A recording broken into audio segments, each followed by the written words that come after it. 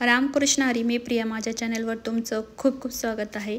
आज मी तुम्हाला किचनचं कसं क्लिनिंग करायचं रोजच्या रोज, किंवा ज्या कामाला जातात महिला त्यांना नाही जमत तर त्यांनी 8-15 दिवसांनी जर तुम्ही अशी तुमचं घर छोटं असो किचन मोठं असो, जर क्लिनिंग जर अशा पद्धतीने केली तर घर तुमचं नक्की व्यवस्थित राहील.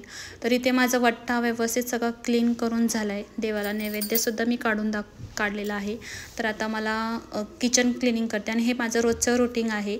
अगदी 15-20 मिनटं खूप झाले आणि जास्त धूळ पण नसते जर आपण रोजच्या रोज क्लिनिंग केल्याने. पण आता ही मी 8-15 दिवसांनी जर एखाद्या लेडीजला नाहीच जमत तर तुम्ही अशा प्रकारे क्लिनिंग केलीत तर तुम्हाला सारखं जास्त किचन आपलं खराब होणार नाही.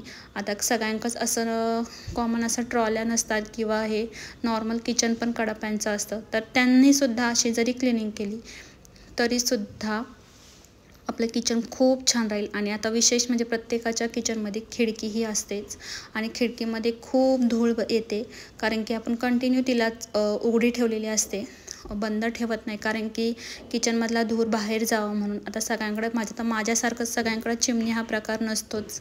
चिमणीने बऱ्यापैकी धूर जे आपण तेलकट हे ते करतो ते खेचून घेतं, बट माझ्याकडे सुद्धा नाही आहे. तर ही खिडकी कंटिन्यू चालू असते, त्यामुळे किचनच्या खिडकीला मला रोजचा हात फिरवावाच लागतो.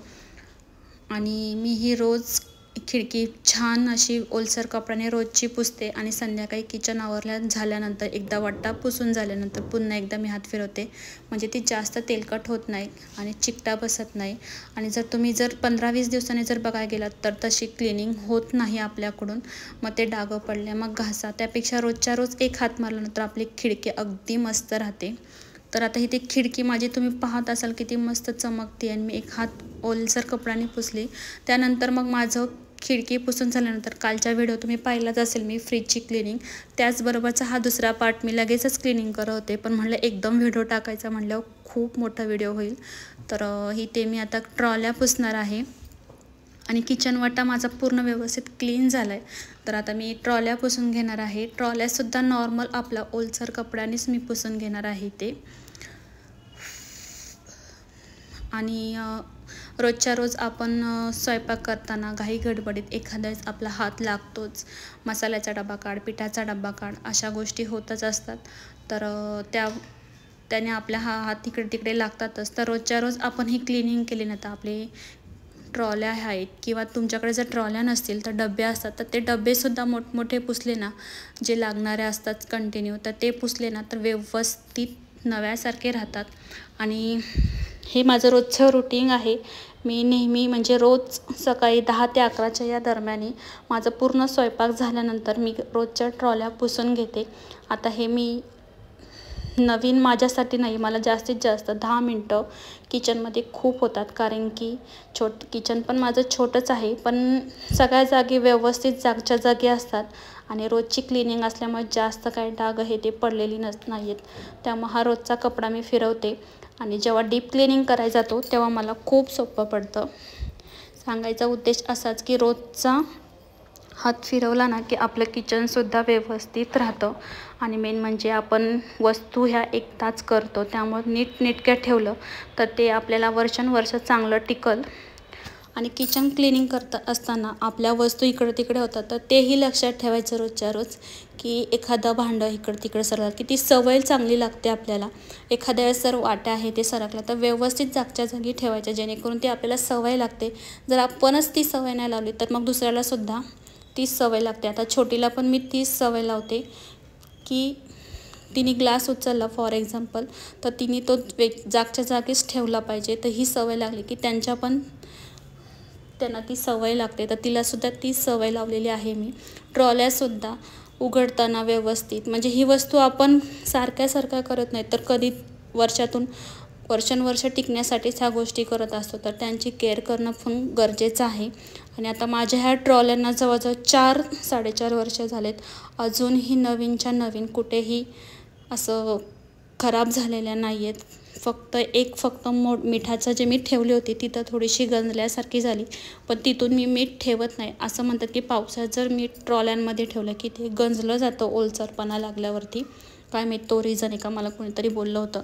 तिथपासून मी मीठ ठेवत नाही. मग ऑइलिंग करून सगळ्या ट्रॉल्या व्यवस्थित झाल्यात आणि इथे मी तुम्ही पाहिलं असाल सगळ्या ट्रॉल्या मस्त क्लीन करून घेतल्या. अगदी ओलसर कपड्याने जरी पुसल्या ना आपल्या ट्रॉल्यात एकदम मस्त नवीनसारख्या दिसतात. आता हे सर्व पुसून झाले आणि आता हे नवीन जे मी कपाट केलं आहे, जे एक्स्ट्रा वस्तू म्हणजे मिक्सर हे ते ठेवण्यासाठी, तर ते सुद्धा वरचं क्रॉकरी नेट, परत ओव्हन, तो सुद्धा डेली पुसून घेते. अगदी किचन छोटा असल्यामुळे मला 10 मिनटं खूप होतात पुसायला.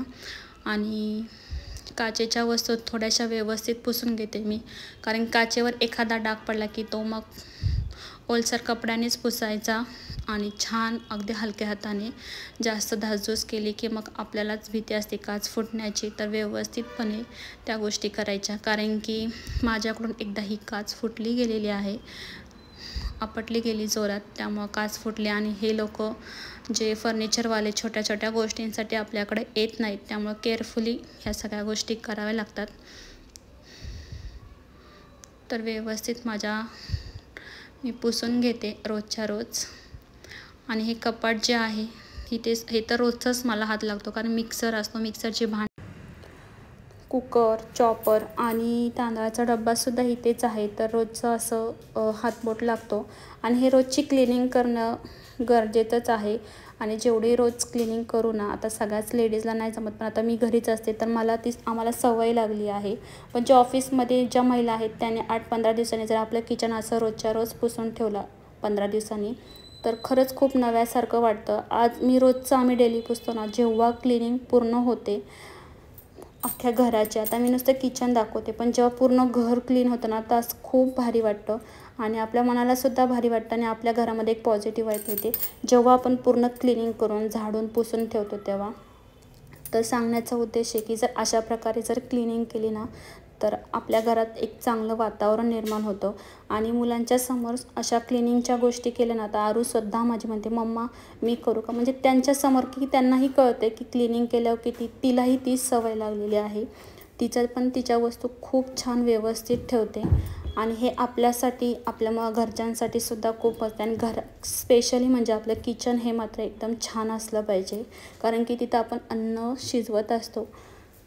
तर सांगण्याचा उद्देश हेच की किचन जेवढं स्वच्छ राहील तेवढं आपलं आरोग्यदायीसुद्धा राहतं, छान आरोग्यसुद्धा छान राहतं. तर इथे माझं पूर्ण क्लिनिंग झालं आहे. फ्रीज पण तुम्ही काल पाहिलाच असेल माझा, पुन्हा एकदा दाखवते मी.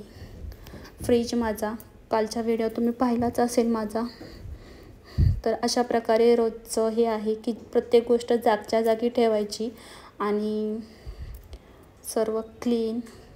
आपल्या ट्रॉल्याज, खिडकीसुद्धा एकदम चकाचक मस्त अशी, जशी काय नवीन असल्यासारखी. जर तुम्ही आता मी रोजचा हात लावते त्यामुळे धूळ हा प्रश्न येतच नाही. ज्या बाऱ्या आहेत आतल्या त्यांना मी आठवड्यातून एकदा ओलसर कपड्याने पुसून घेते.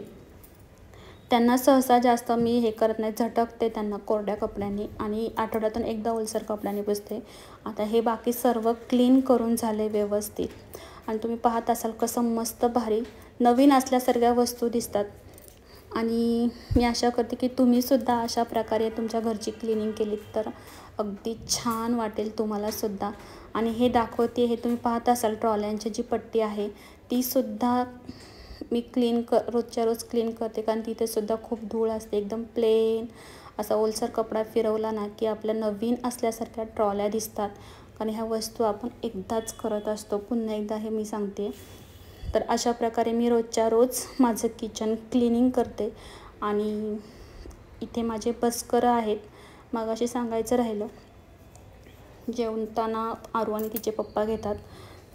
तर आजचा व्हिडिओ तुम्हाला कसा वाटला कमेंट करून नक्की सांगा. आणि डेलीचं किचन क्लिनिंग तुम्हाला व्हिडिओ माझा आवडला असेल तर नक्की लाईक, शेअर, कमेंट करायला विसरू नका.